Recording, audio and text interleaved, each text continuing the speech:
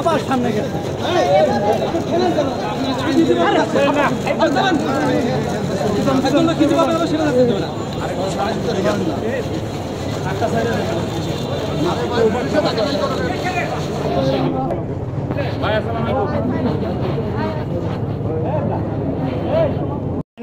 সাবেক এমপি ১৯০৩ জন আসামিকে রামপুরা থানার টেলিভিশন ভবন ভাঙচুর ও হামলার মামলায় ১০ দিনের রিমান্ড চায়।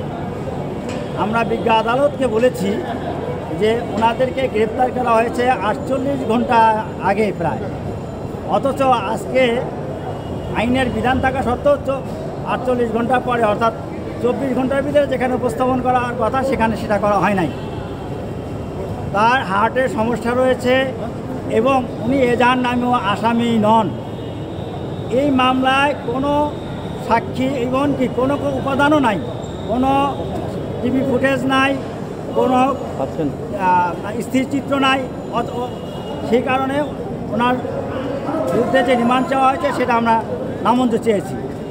একই সাথে বলেছি যে বর্তমান সরকার প্রধান তিনি বিভিন্ন জায়গায় যারা আহত হয়েছে অথবা তাদের চিকিৎসা ভার নিচ্ছেন বলে টেলিভিশনে দেখেছি এবং চাকরির কথা বলেছে।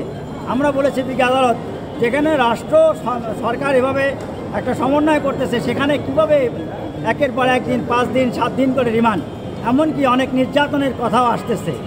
বিজ্ঞ আদালত আমাদের কথা শুনেছেন।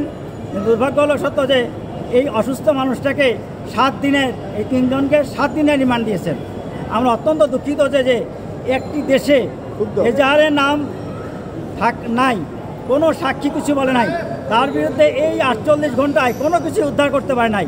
তার ফরওয়ার্ডিংয়ে তার এই আসামিদের বিরুদ্ধে একটা শব্দ নাই যে এইটা পেয়েছি, কিন্তু অত্যন্ত অন্যায়ভাবে বিচার মানে ন্যায় বিচার এর আদেশ বহির্ভূতভাবে সংবিধান এবং ফৌজদারি কার্যবিধি উচ্চ আদালত আদেশ সব কিছু লঙ্ঘন করে বিজ্ঞ আদালত আজকে যে আদেশ দিয়েছে তাতে আসামি প্রচণ্ডভাবে ক্ষতিগ্রস্ত হয়েছে। এই ক্ষতিগ্রস্ত তা যদি এভাবে চলতে থাকে দেশের আইনের ব্যবস্থা প্রতি, দেশের আইনের প্রতি, দেশের আইনের ন্যায় বিচার প্রতি এবং সরকারের যে ন্যায় বিচার অথবা আইনের কথা বলেন তাদের প্রতিও আস্থার আরও ঘাটতি হবে বলে আমি মনে করি। 3 জন কাকে কাকে দিয়েছিলেন মানে অ্যানিভাই আর সাথে কে ছিলেন? সাথে অন্য বিএনপি আর 2 জন। মামলার অভিযোগ হচ্ছে ওই টিভি ভবনের বিভিন্ন কিছু ভাঙচুর। হ্যাঁ, এটা আমরা স্বীকার করি যে কে সামান ঘটিয়েছে, কিন্তু এই আসামি তো না। একটা বড় দুর্ঘটনা ঘটতেই পারে, সারা পৃথিবীতেই বড় বড় ঘটনা ঘটে, কিন্তু উদুরপিণ্ডি বুদর ঘরে চাপানোর সুযোগ নেই। যারা প্রকৃত অপরাধী তাদেরকেই ধরা উচিত, যারা ওই ঘটনার সাথে জড়িত না তাদেরকে অহেতু হয়রানি করার জন্য, শুধু বিএনপি করার জন্যই যে তাদেরকে এইভাবে রিমান্ডে দেওয়া হবে তা কোনোদিনই নীতি কারণে নাই। এবং একজন নাগরিক হিসেবে, বাংলাদেশের নাগরিক হিসেবে তারা যে আইনের যে অধিকার, all citizen are equal before law and entitled to equal protection of law, তারা সেই প্রোটেকশন পেতে পান নাই এবং রাষ্ট্র সেই প্রোটেকশন দিতে ব্যর্থ হয়েছে। আপনি যাটাকে এবং তিনি স্বাভাবিকভাবে হাঁটাচলা করতে পারেন না, নিয়মিত ওষুধ খেতে হয়, তাকে জামিন দেওয়ার কথা। বিজ্ঞ আদালত সেটাও নামঞ্জুর করেছেন এবং একই সাথে একেবারেই আমাদের আশার বাইরে যে 7 দিনের রিমান্ড দিয়ে দিয়েছে।